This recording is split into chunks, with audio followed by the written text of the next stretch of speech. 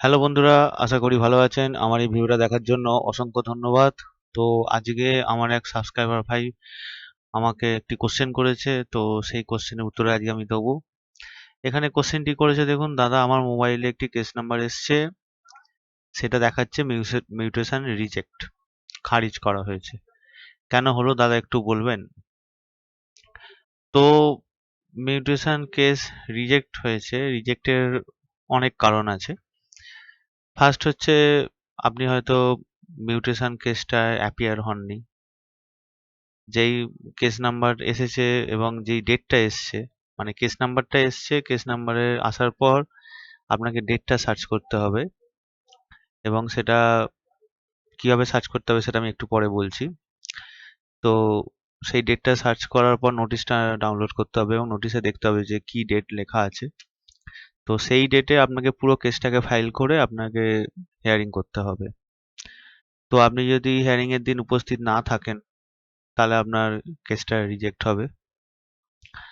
এবং যদি হিয়ারিং এর দিন আপনি যদি উপস্থিত থাকেনও, সবকিছু রেডি ফেডি করে, দলিলপত্র নিয়ে সবকিছু রেডি করে যদি আপনি হিয়ারিং এর দিন উপস্থিত থাকেন, তো ঠিক মতো যদি আপনি পেপারস না দেখাতে পারেন আর ওকে, মানে যে হিয়ারিং করছে সেই অফিসারকে, তো তাতে আপনার কেস রিজেক্ট হতে পারে।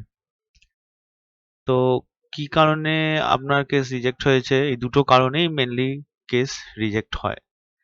নয় আপনি হাজিরা দেননি, আপনি কেস সাজিয়ে নিয়ে অফিসে গিয়ে জমা দিতে হয়, জমা দেননি, আর না হলে আপনি হিয়ারিং করেছেন কিন্তু আপনি উপযুক্ত প্রমাণ দেখাতে পারেননি।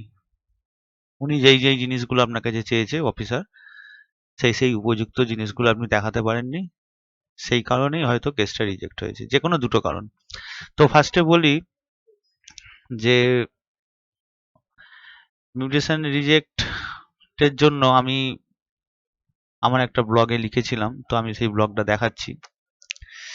এখানে দেখুন, যারা নতুন দলিলের মিউটেশন করছে, সেই দলিলে মিউটেশন করতে গেলে যখন আপনাদের মানে মোবাইলে যখন নোটিশটা, মানে কেসের ডেটটা যখন আসে, ডেট নয় সরি, ভুল হচ্ছে, কেস নাম্বারটা যখন আসে মোবাইলে, কেস নাম্বারটা যখন আসে এবং মোবাইলে ডেটটাও আসে, কিন্তু ওনার ক্ষেত্রে হয়তো ডেট আসেনি, হয়তো কেস নাম্বারটাই শুধু এসছে। যাই হোক, আমি সেটাই ধরে নিলাম। তো শুধু কেস নাম্বারটা যখন আসবে, তো এই যে ব্লগে আমি যেটা লিখেছি, এটা আমি আমার ভিডিও ডেসক্রিপশনে দিয়ে দেবো, আপনারা একবার চোখ বুলিয়ে নেবেন, দেখে নেবেন।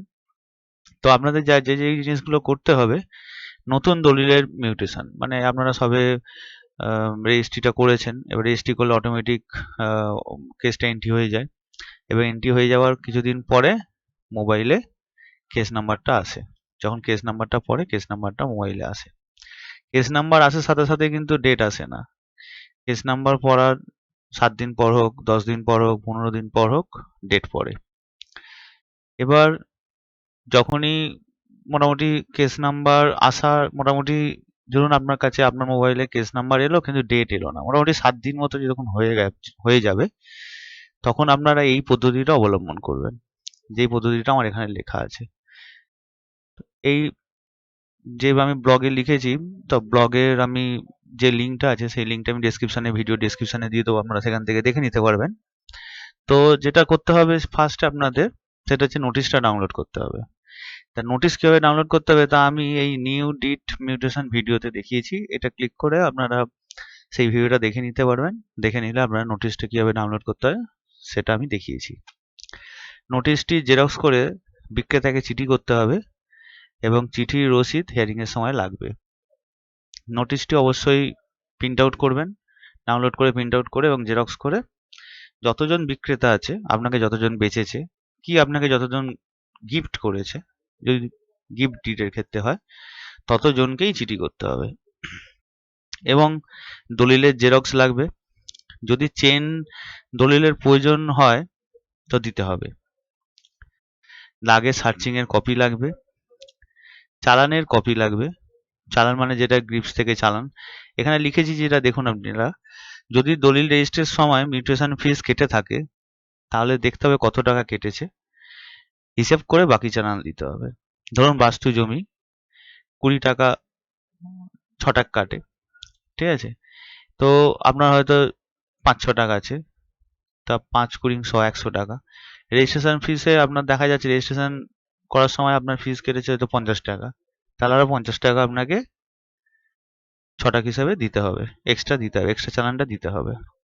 এক্সট্রা চালান কিভাবে কাটতে হয় তার একটা নতুন ভিডিও আমি করেছি, আমার ভিডিওটা দেখে নেবেন। তো সেই ভিডিওর লিঙ্কও আমি এক্সট্রা চালান কিভাবে কাটতে হয় এই ভিডিও ডেসক্রিপশনে দিয়ে দেবো।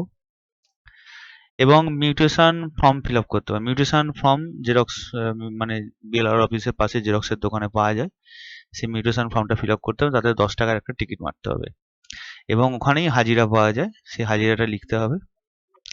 এবং যদি আপনাদের ওয়ারিশন যদি লাগে তো দিতে হবে, এবং ওয়ারিশ লাগলে তার ডেথ সার্টিফিকেটও কিন্তু লাগবে, এবং আধার কার্ডের একটা জেরক্স দিতে হবে। দিয়ে এই টোটাল জিনিসটাকে একসাথে বেঁধে বেঁধে আপনাকে ওই হিয়ারিং এর দিন, মানে নোটিশে, এই নোটিশটা যে ডেটটা দেওয়া আছে সেই ডেটের দিন ওই কপিটা গিয়ে অফিসে জমা করতে হবে। জমা করলে আমাদের হিয়ারিং করতে হবে। এবার হিয়ারিং এ যদি সব কাগজপত্র ঠিকঠাক থাকে তাহলে আপনাদের মিউটেশনটা হয়ে যাবে, আর যদি সব কাগজপত্র ঠিকঠাক না থাকে তাহলে মিউটেশনটা হবে না, কেসটা রিজেক্ট হয়ে যাবে। আর যদি আপনি হাজিরাই না দেন, মানে এই পুরো প্রসিডিওরটা যদি আপনারা না করেন, শুধু মোবাইলে মেসেজটা এলো, কেস নাম্বারটা এলো, আপনারা দেখে রেখে দিলেন, তাহলে কিন্তু কেস হয়তো 1 মাস পর হোক, 15 দিন পর হোক, 1 মাস পর হোক, কেসটা কিন্তু রিজেক্ট হয়ে যাবে। আর আরো যে সাহেব আছে সে সাহেব দেখবে যে এই কেসের কোনো হাজিরা পড়েনি বা কেসটার কোনো মুভ হয়নি, কোনো কাগজপত্র জমা পড়েনি, অটোমেটিকলি কেসটা রিজেক্ট হয়ে যাবে। তো এর জন্যই রিজেক্ট হয়েছে। যে কোনো দুটো কারণের মধ্যে, দুটো কারণই বলে দিলাম, এই কারণেই রিজেক্ট হয়েছে।